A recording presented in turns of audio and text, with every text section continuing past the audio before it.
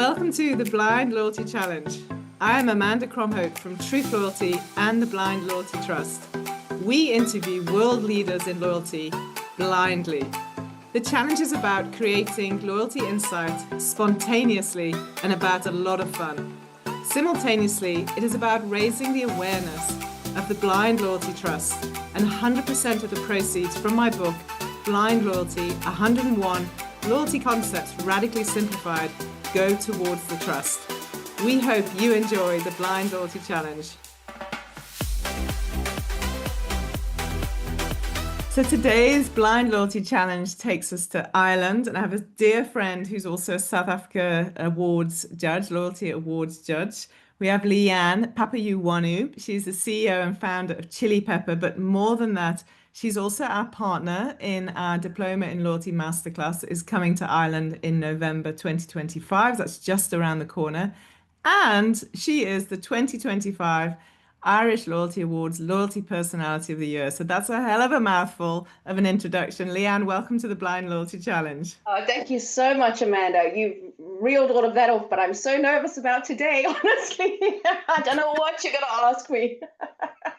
No, a bit of nerves is always good, but you don't need to be. Oh, So the only one you need to be nervous of is the first question, because I don't set it. So the first question, okay. in fact, is set by Mark Bergdahl. He's also a judge on the International Loyalty Awards. He and I did an interview not too long ago, and he refers to chapter 70 in Blind Loyalty, which is about grocery retailing. And his question is, does dual pricing in grocery retailing really make a difference, especially if it feels like the baseline pricing is inflated for non-members? Quite a controversial one, I think. It is a controversial one, and I think the first time I ever saw this take place was actually in America. It was I think, one of the first markets to enter into dual pricing. Absolutely brilliant, felt really meaningful and valuable at the time. We've seen it being implemented in the European market, specifically in Ireland, and it has brought up some questions around whether it's real value or just perceived value and hiking up the prices. So to be very straight up with you, in our competitive market, in the grocery market here, we've actually seen 10 or 50 vouchers or 5 or 25 euro vouchers have a stronger impact on consumer behavior than we have had on dual pricing. So the results from the latest grocery stats have just come out this week, and the one retailer is looking at it through 10 or 50, which is real value. It feels like real value, and it's actually changing consumers' behavior. Because it used to have an expiry date of 2 weeks, they shortened it down to 7. The market went crazy. All consumers were like, "Oh, that means I have to go and shop every 7 days in order to get my reward." But people have actually changed their behavior, and they're choosing that shop because they feel like Yeah. they get that real value.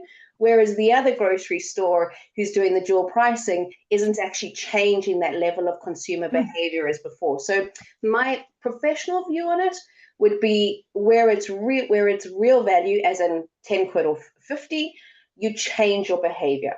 Where it's a dual pricing, you're there anyway, you feel like you're getting that instant gratification, but realistically there's a level of doubt in your mind as to whether it's real or not. So I would say, balancing it out from a business case perspective, they're probably the same cost to the company and the same cost or saving to the consumer, Yeah.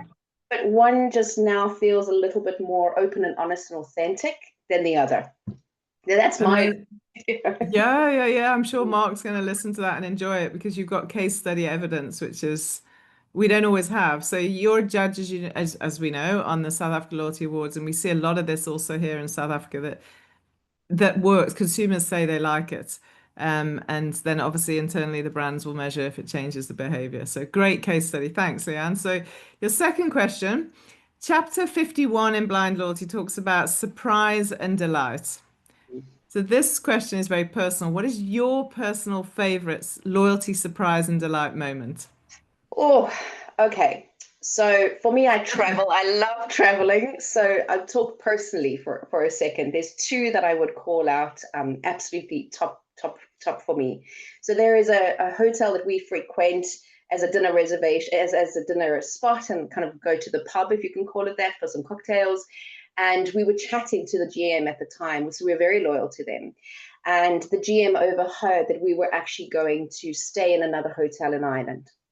And unbeknownst to us, she called ahead to the hotel, let them know that my husband and I were coming, sent a bottle of my favorite champagne that only she would Wow. know to the hotel, with a lovely note to say, dearest Nick and Leanne, have a wonderful stay in this hotel. And I just thought, what an incredible, simple thing for her to do. She's in hospitality. She understands the power of Yeah. these magical moments that don't cost a huge amount of money, but I've been talking about it for years. So that's in my personal capacity, that's one that I would see is incredible.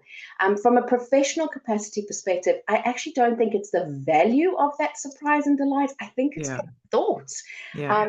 And when we talk about transactional or emotional loyalty, it's really the simple things that make a huge difference. So there's always debate in brands about a birthday communications. You either love it as a brand and as a loyalty program manager or hate it.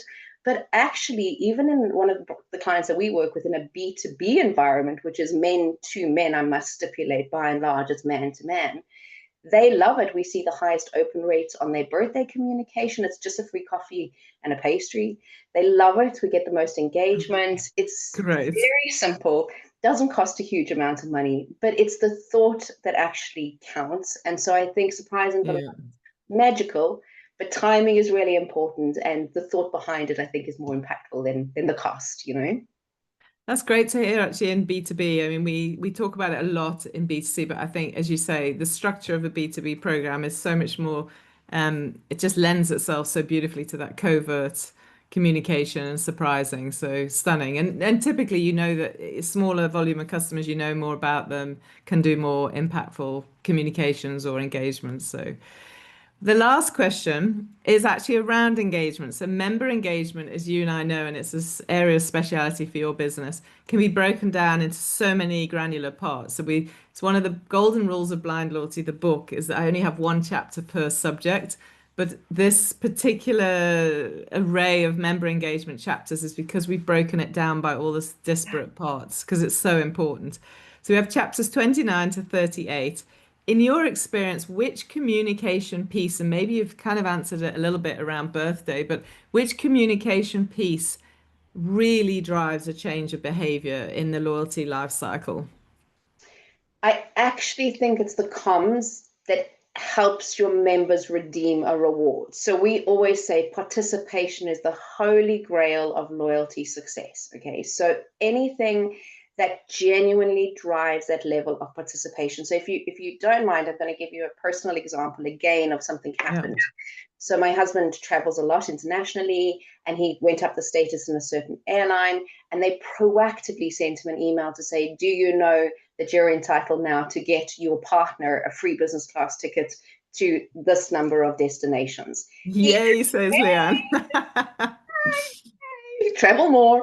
From my perspective, I thought, wow, how smart are they? Because they're actually saying to the person who's really busy, who's not looking at the detail and the complexity of the loyalty program, hey, you're due a reward. Yeah.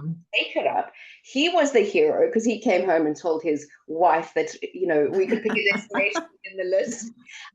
So it was absolutely incredible. So for me, the most important comms, and I don't think a lot of loyalty owners do it enough.